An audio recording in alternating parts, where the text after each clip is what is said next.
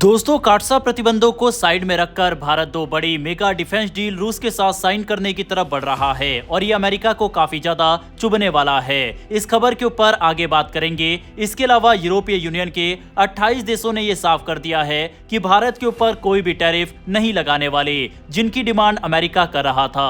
और फिनलैंड ने भारत से एक रिक्वेस्ट भी की है। वहां के विदेश मंत्री की तरफ से आए स्टेटमेंट के बारे में भी इस वीडियो में बात करेंगे। दोनों खबर काफी इंटरेस्टिंग है, वीडियो को अंत तक जरूर देखिएगा। लेकिन पहले बात करते हैं भारत और रूस की। भारत की वायुसेना यानी इंडियन एयरफोर्स अपनी एयर डिफेंस क्षमताओं को और मजबूत बनाने की दिशा में बड़ा कदम उठाने जा रही है। रिपोर्ट्स के मुताबिक भारत अब रूस के बेहद आधुनिक S-500 एयर डिफेंस सिस्टम को खरीदने पर विचार कर रहा है। ये वही सिस्टम है जिसे S-400 का अगला और भी शक्तिशाली संस्करण माना जाता है।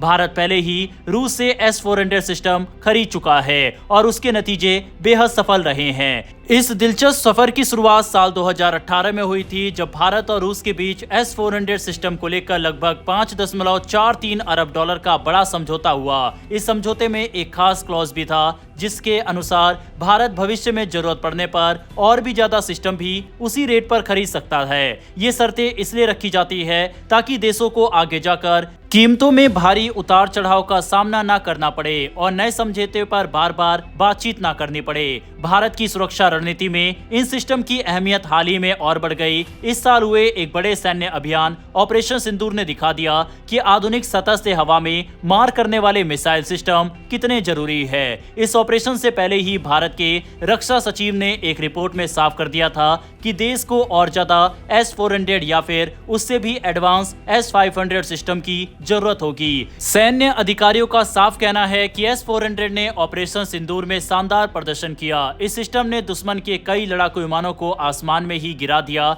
इतना ही नहीं, इसने पाकिस्तान का एक airborne early warning and control एवैक्स यानी निगरानी और खुफिया विमान भी लगभग 300 किलोमीटर की दूरी से मार गिराया। ये मामला अब तक का सबसे लंबी दूरी का रिकॉर्ड माना जा रहा है। वहीं इस उपलब्धि ने साबित कर दिया है कि S-400 सिस्टम केवल रक्षा ही नहीं बल्कि हमलावर क्षमताओं में भी दुश्मन को कड़ा संदेश देने में सक्षम है। IAF chief air marshal AP Singh ने भी S-400 की जमकर तारीफ की और इसे भारत के लिए एक गेम चेंजर बताया। उनका कहना था कि सिस्टम ने भारत की वायु रक्षा व्यवस्था को पूरी तरह से बदल दिया और ये आने वाले समय में भी भारत की सुरक्षा का अहम हिस्सा रहेगा। S-400 की सबसे बड़ी ताकत उसकी मल्टी लेयर डिफेंस है। ये एक साथ दुश्मन के लड़ाकू विमान, ड्रोन, क्रूज मिसाइल और यहाँ तक कि बैलिस्टिक मिसाइल को भी निशाना बना सकता है। इसमें एडवांस रडार सिस्टम लगे हैं जो कई सौ किलोमीटर दूर से खतरे को पहचान सकते हैं। साथ ही ये सिस्टम मोबाइल है, यानी इसे जल्दी से कहीं भी तैनात किया जा सकता है। भारत और रूस का ये रक्षा समझौता उस समय हुआ था जब अमेरिका ने भारत पर दबाव बनाने की कोशिश की थी। अमेरिका ने चेतावनी दी थी कि अगर भारत रूस से हथियार खरीदेगा तो उसे काटसा कानून के तहत प्रतिबंधों का सामना करना पड़ सकता है। लेकिन भारत ने अपने राष्ट्रीय हित को सबसे ऊपर रखा और रूस से ये डील पूरी की। अब तक भारत को 5 में से 4 S-400 रेजिमेंट मिल चुके हैं और आखिरी रेजिमेंट 2026 तक आने की उम्मीद है। अब भारतीय वायुसेना चाहती है कि 3 और S-400 स्क्वाड्रन लिए जाए ताकि तुरंत रक्षा क्षमताएं और मजबूत हो सके। इसके साथ ही 2 S-500 स्क्वाड्रन लाने की भी योजना है। S-500 को और भी उन्नत माना जाता है क्योंकि ये हाइपरसोनिक मिसाइलों को रोक सकता है और यहाँ तक कि अंतरिक्ष से दुश्मन के सैटेलाइट को भी निशाना बनाने की क्षमता रखता है। भारत की योजना ये भी है कि साल 2030 के बाद ये रूसी सिस्टम हमारे अपने प्रोजेक्ट कुशा के साथ जोड़ दिए जाए। यह एक स्वदेशी लंबी दूरी की सतह से हवा में मार करने वाली मिसाइल परियोजना है जिसे DRDO और भारत डायनेमिक लिमिटेड मिलकर बना रहे हैं। प्रोजेक्ट कुशा का लक्ष्य 350 किलोमीटर तक की रेंज हासिल करना है और इसमें S-400 के अनुभव का इस्तेमाल किया जाएगा। यानी भारत धीरे धीरे आत्मनिर्भरता की ओर भी बढ़ रहा है, लेकिन साथ ही आधुनिक तकनीक को रूस से ले भी रहा है। विशेषज्ञों का कहना है कि S-500 की कीमत S-400 से ज्यादा है, लेकिन इसकी क्षमता भी कहीं आगे है। ये स्टेल्थ स्टेल्थ फाइटर जेट और इंटरकॉन्टिनेंटल बैलिस्टिक मिसाइल को भी गिरा सकता है। चूंकि रूस इस समय यूक्रेन युद्ध में व्यस्त है, इसीलिए S-500 का उत्पादन सीमित मात्रा में हो रहा है।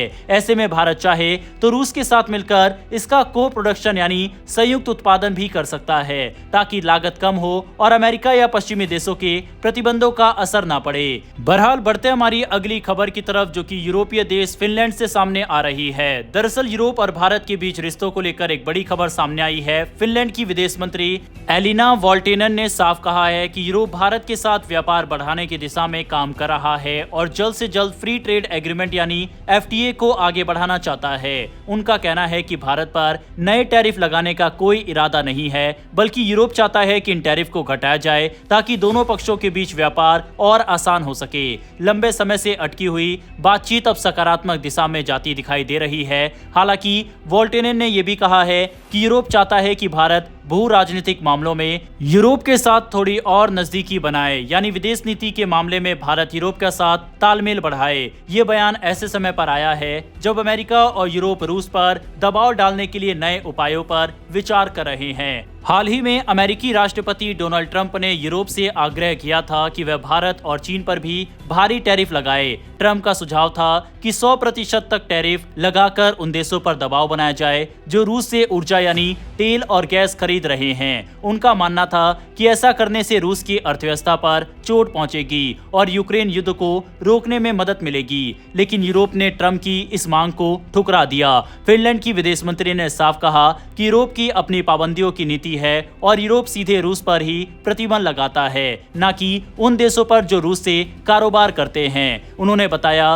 कि यूरोप पहले ही रूस से कच्चे तेल का आयात 90% तक घटा चुका है और बाकी भी लगातार कम किया जा रहा है। उनका मानना है कि मौजूदा प्रतिबंध और तेल पर मूल्य सीमा यानी ऑयल प्राइस कैप पर्याप्त मजबूत है और फिलहाल नए सेकेंडरी टैरिफ लगाने की जरूरत नहीं है। वहीं इसी बीच यूरोप ने भारत की भूमिका की भी सराहना की है। विदेश मंत्री ने कहा कि भारत ने यूक्रेन युद्ध को खत्म करने की दिशा में अहम कोशिशें की है।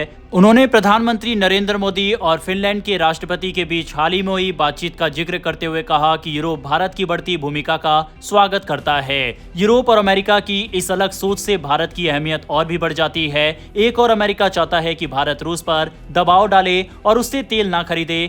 दूसरी ओर यूरोप भारत के साथ व्यापार समझौता करना चाहता है और रिश्तों को और मजबूत करने के लिए उत्सुक है। ये स्थिति भारत के लिए काफी फायदेमंद साबित हो सकती है, क्योंकि इससे भारत को यूरोप जैसे बड़े बाजार तक सीधी पहुंच मिल जाएगी। अगर यूरोप और भारत के बीच FTA समझौता होता है तो भारत के उद्योगों और कंपनियों को यूरोप में बड़ा अवसर मिलेगा। इससे भारत का निर्यात बढ़ेगा और अर्थव्यवस्था को नई ताकत मिलेगी। लेकिन इसके साथ भारत को संतुलन भी बनाए रखना होगा। रूस से ऊर्जा खरीदना भारत की जरूरत है, वहीं यूरोप और अमेरिका के साथ रिश्ते भी उसके लिए अहम है। बहरहाल दोस्तों, वर्ल्ड अफेयर से जुड़ी डेली ऐसी खबरों के लिए नीचे दिए गए सब्सक्राइब बटन को प्रेस कर बेल आइकन को दबा ले, जिससे हमारी डेली ऐसी वीडियो आप तक सबसे पहले पहुंच सके। फिर मिलेंगे ऐसी एक नई वीडियो के साथ। धन्यवाद। जय हिंद, जय भारत।